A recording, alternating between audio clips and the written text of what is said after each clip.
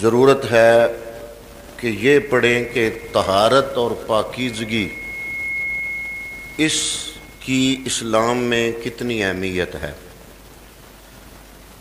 تو بے شک اللہ تعالیٰ پاکیزگی کو اور طہارت کو پسند فرماتا ہے۔ سورہ البقرہ کی آیت نمبر 222 ہے، ان اللہ یحب التوابین و یحب المتطہرین، بے شک اللہ تعالیٰ صفائی کرنے والوں کو پسند فرماتا ہے اور خوب صاف ستھرا رہنے کو پسند کرتا ہے۔ طہارت اور پاکیزگی کی اسلام میں بہت زیادہ اہمیت ہے۔ اسلام چاہتا ہے کہ ہمارا ظاہر و باطن پاک ہو۔ اللہ سبحانہ تعالیٰ نے انسانی جسم کو تندرست و توانا، صحت مند اور چاق و چوبند رکھنے کے لیے 24 گھنٹوں میں 5 دفعہ طہارت کو لازم قرار دیا۔ پانچوں نمازوں میں طہارت کو ضروری قرار دیا۔ نمازوں کے علاوہ بھی پاک صاف رہنا شریعت کا تقاضا ہے، اور ارشاد باری تعالیٰ ہے جو وہی آیت طیبہ جو میں نے آپ کی خدمت میں تلاوت کی، ان اللہ یحب التوابین و یحب المتطہرین، بے شک اللہ تعالیٰ توبہ کرنے والوں کو پسند فرماتا ہے اور خوب صاف ستھرے رہنے والوں کو پسند فرماتا ہے۔ طہارت نصف ایمان ہے۔ طہارت و پاکیزگی اللہ تعالیٰ اور رسول اللہ صلی اللہ علیہ وآلہ وسلم کے نزدیک بہت پسندیدہ اور محبوب عمل ہے۔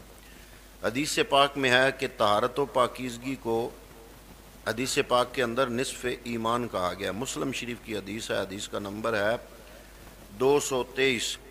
فرمایا الطہور شطر الایمان، طہارت ایمان کا نصف ہے۔ پھر یہ ہے کہ طہارت جو ہے یہ نجاست کی ضد ہے۔ اگر طہارت کا حکم دیا تو نجاست سے پرہیز کا حکم دیا۔ طہارت نجاست کی ضد ہے۔ اسلام نے جس طرح طہارت کو اپنانے کی ترغیب دی ہے، اسی طرح نجاست سے بچنے کی تلقین فرمائی، اور فرمایا کہ قبر میں سب سے پہلے اس کے بارے میں پوچھا جائے گا۔ نبی کریم صلی اللہ علیہ وآلہ وسلم نے فرمایا اتقوا البول فإنه اول ما يحاسب به العبد في القبر، الموجم الکبیر، حدیث کا نمبر ہے 7605۔ ترجمہ ہے کہ بے شک پیشاب کے چھینٹوں سے بچو، قبر میں بندے سے سب سے پہلے اس کے بارے میں پوچھا جائے گا۔ طہارت اسلام کی بنیاد ہے۔ اسلام پاکیزہ مذہب ہے اور اس نے طہارت و پاکیزگی پہ بہت زور دیا ہے۔ طہارت اسلام کی بنیاد ہے۔ اسلام کو اگر کسی ایک لفظ میں بیان کرنا ہو تو وہ طہارت ہے۔ رسول اللہ صلی اللہ علیہ وآلہ وسلم کو بعثت کے بعد جو پہلے احکام ملے، جن کا مقصد اگلے مشن کی تیاری اور اس کے لیے مضبوط بنیادیں فراہم کرنا تھا، ان میں طہارت بھی تھی۔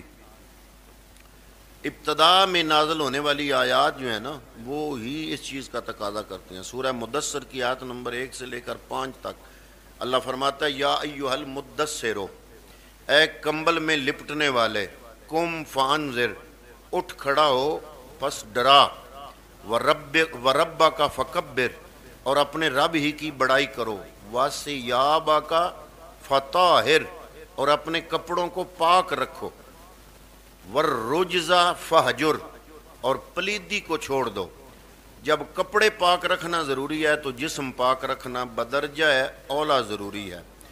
قرآن و سنت اور اجماع امت سے ثابت ہے کہ نماز کے لیے جسم اور لباس کا پاک ہونا فرض ہے۔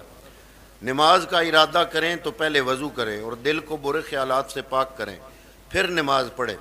ارشاد باری تعالیٰ یا ایھا الذین آمنوا اذا قمتم الی الصلاۃ، اے ایمان والو جب تم نماز کے لیے کھڑے ہو، فاغسلوا وجوہکم وایدیکم، تو اپنے چہروں کو اور اپنے ہاتھوں کو کونیوں سمیت الی المرافق، کونیوں سمیت دھو لو، وامسحوا برؤوسکم، اور سروں کا مسح کرو، وارجلکم الی الکعبین، اور ٹخنوں سمیت پاؤں کو دھو لو۔ سورہ مائدہ کی آیت نمبر 6 ہے۔ حدیث پاک میں ہے کہ طہارت کے بغیر نماز قبول نہیں ہوتی۔ مسلم شریف کی حدیث ہے نمبر ہے 224، فرمایا لا تقبل صلاۃ بغیر طہور، کہ بغیر طہارت کے نماز قبول نہیں کی جاتی۔ اس کے علاوہ یہ تو ہے نا بندے کے اپنے جسم اور اپنے کپڑوں کی طہارت اور پاکیزگی، تو جس جگہ نماز ادا کی جا رہی ہے اس جگہ کو بھی پاک رکھنا ضروری ہے، یعنی مکان اس کو کہتے ہیں، مکان بھی پاک ہو۔ اللہ سبحانہ تعالیٰ نے بھی یہ بھی حکم ارشاد فرمایا کہ وہ جگہ بھی پاک ہو جہاں نماز پڑھی جائے، جیسا کہ ارشاد باری تعالیٰ ہے کہ وَآہِدْنَا إِلَىٰ إِبْرَاهِيمَ وَإِسْمَاعِيلَ أَن طَاهِرَ بَيْتِيَ لِلطَّائِفِينَ وَالْعَاكِفِينَ وَالرُّكَّعِ السُّجُودِ، اور ہم نے ابراہیم اور حضرت اسماعیل کو تاکید فرمائی کہ میرا گھر طواف کرنے والوں اور اعتکاف کرنے والوں اور رکوع و سجود کرنے والوں کے لیے خوب پاک صاف رکھو۔ سورہ البقرہ کی آیت نمبر 125 ہے۔ تو جس طرح عمرہ کرنے والوں اور طواف کرنے والوں کے لیے کعبۃ اللہ کو پاک رکھنا ضروری ہے، بالکل اسی طرح نمازیوں کے لیے مساجد کو پاک اور صاف رکھنا لازمی ہے۔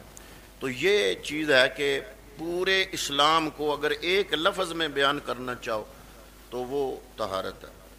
اسلام نے انسان کے باطن کی بھی طہارت کا خیال رکھا ہے اور انسان کے ظاہری جسم کی طہارت کا بھی خیال رکھا ہے اور اس کا حکم دیا۔ تو یہ بنیادی چیز ہے۔ اعمال کی طرف جانے سے پہلے ہمیں طہارت کو اچھی طرح جان لینا چاہیے کہ یہ طہارت بذات خود ایک اچھا عمل ہے، پسندیدہ عمل ہے، اور یہ طہارت ہی ہمیں عبادت کے لیے تیار کرتا ہے۔ تو دعا کرتے ہیں کہ اللہ رب العالمین ہمیں جو یہ ایمان کا نصف ہے طہارت، اس کو حاصل کرنے کی توفیق عطا فرمائے۔ وما علیہ الا البلاغ المبین۔